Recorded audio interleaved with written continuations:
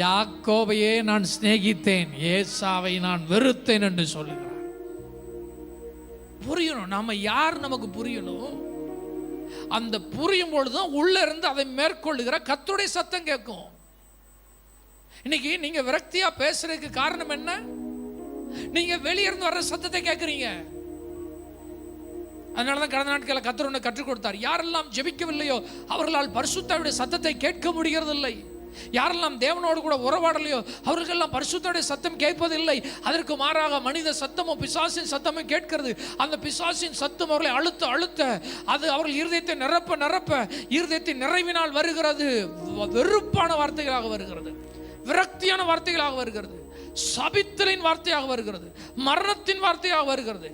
என்ன வாழ்க்கை இது அப்படின்னு சொல்லுகிறார்கள். தங்கள் வாழ்க்கையை சபிக்கிறார்கள். ஒரு நாளை சபிக்கிறாங்க.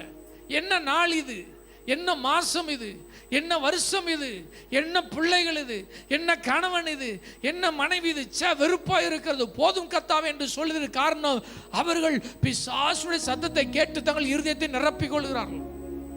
அவர்களுக்கும் தேவனுக்கும் இருக்க உறவு தூரமாக இருப்பதுனால.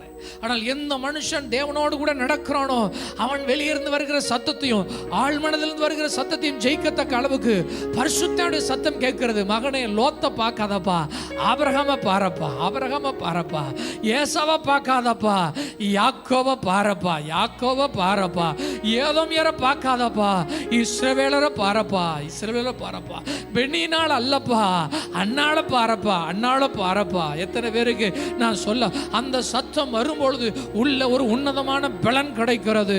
ஓ, கர்த்தர் நமக்கு பயமுள்ள ஆவியை கொடாமல் பலமும் அன்பும் தெளிந்த புத்தியுள்ள ஆவியை தந்திருக்கிறார். இன்னும் கொஞ்ச காலத்தில் கர்த்தருடைய கரம் செயல்படும்.